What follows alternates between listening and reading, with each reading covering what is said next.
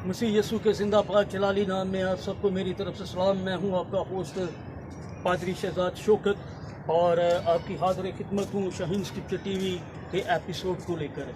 हमने पहले भी बात की थी बाइबल के ताल्लुक से और उसमें हमने देखा था कि दो अहदनामों में तकसीम की गई बाइबल और इसमें इतनी किताबें 66 किताबें हैं और ये सारी चीज़ें हमने देखी थी उस वक़्त।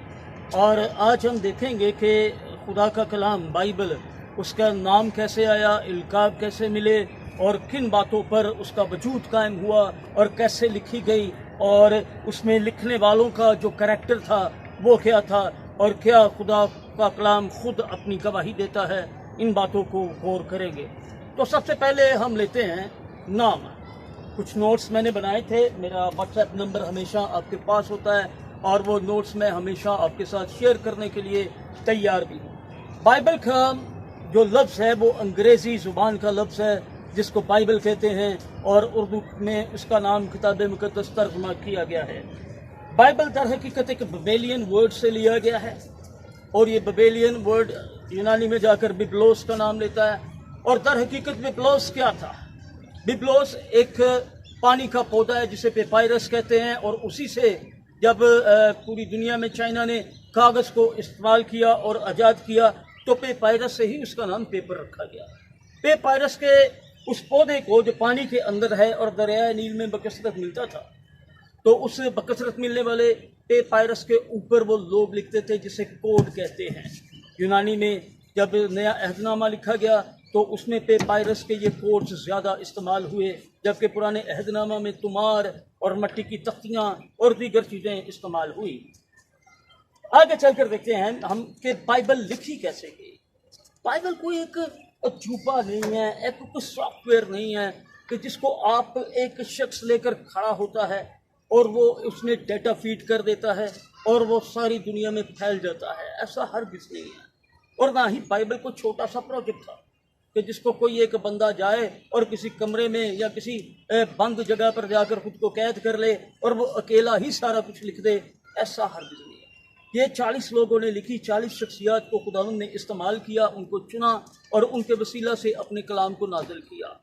अपना कलाम जब उसने नाजिल किया तो चुनने के ताल्लुक से मुझे इस वक्त बशर अंजील इमानुएल अस्लम और डॉक्टर क्लैनडेनन की याद आ रही है। डॉक्टर क्लैनडेनन ने एक बात कही जब वो पाकिस्तान में आए, तो उन्होंने कहा कि खुदा को मौजज़ा करने के लिए हमेशा इंसान की ज़रूरत पड़े और जब इंसान को वो नहीं करता इस्तेमाल तो वो समझिए कि मौजज़ा नहीं है, वो तख्लीक है।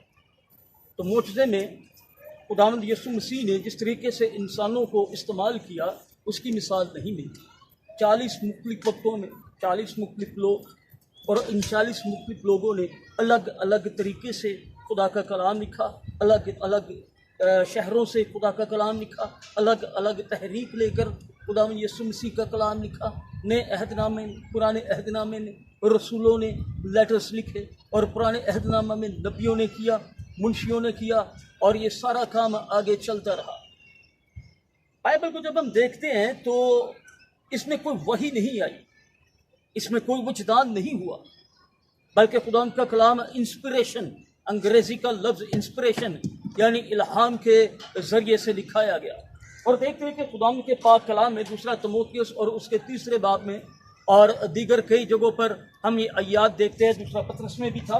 आइए क्यों ना कि हम इन आयात को देख ही लेते हैं। वहाँ पर चंद एक बातें हैं जो मैं आपके साथ बयान करना चाहता हूँ। और खुदा के कलाम में यूँ लिखा है कि हर एक सहीफ़ा जो खुदा के इल्हाम से है तालीम और इल्ज़ाम और इस्लाह और रास्तबाजी में तरबियत करने के लिए फ़ायदा मंद भी है। ये दूसरा तिमोथियुस 3 बाब और उसकी 16वीं आयत है। और जब आप पढ़ते हैं आगे जाकर दूसरा पतरस 1 बाब और उसकी 20 और 21वीं आयत, और यूँ लिखा है, और ये पहले ये जान लो कि किताब मुक़द्दस की किसी नबूवत की ताबील किसी ज़ाती इख्तियार पर मौकूफ़ नहीं, क्योंकि नबूवत की कोई बात आदमियों के ख्वाहिश से कभी नहीं हुई, बल्कि आदमी रूह कुदस की तहरीक से खुदा की तरफ से बोलती थी। फिर वही बात दोहरा रहा हूँ कि बाइबल को छोटा सा प्रोजेक्ट नहीं था कि एक ही शख्स ने कमरे में बंद होकर केव में जाकर ये सारा कुछ लिख दिया, अलग अलग तरीक़ों से, अलग अलग वक्तों में, अलग अलग जहाल से। तो अज़ीज़ों, آج اس بات پر آپ کی توجہ دلانا چاہتا ہوں کہ الہام کے ذریعے سے خدا کا کلام لکھا گیا، انسپریشن. اور جب آپ انسپریشن کو انگلش لفظ کو لیتے ہو تو اس میں آئیڈیل آتا ہے، آئیڈیلسٹک سسٹم آتا ہے، اور کہا جاتا ہے کہ کسی شخص کو دیکھ کر کہ آپ میری انسپریشن ہو، کیونکہ وہ اس کے دل میں بیٹھ جاتا ہے.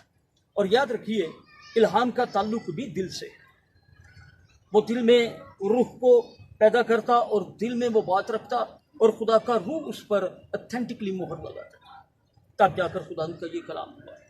اور اس کے بعد دوسری بات کہ اس الہام میں خداوند نے اپنے بہت سارے میریکلز کی، اور دنیا نے بہت سارے نبیوں کو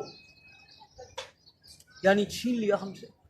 اور تاریخ میں جب ہم جائیں تو یقین کر کے مانیے، میں نے پہلے بھی آپ کو کہا تھا کہ سینکڑوں لوگ روز انجیل کی وجہ سے قتل کیے جاتے ہیں. میں یہاں پہ ریفرنس دینا چاہتا ہوں، ان نون ایکسپیڈیشنس میں جوش گیٹ اپنے پروگرام میں وہ بتاتا ہے کہ ایک دن وہ صلیب پر، خدا یسوع مسیح کی صلیب پر ریسرچ کر رہا تھا.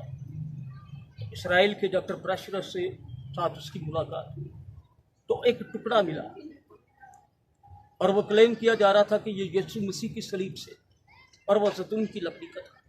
تو اچانک سے جوش گیٹ نے اس سے کہا کہ ڈاکٹر آپ مجھے بتا سکتے ہو کہ یہودیوں کو صلیب دیا گیا؟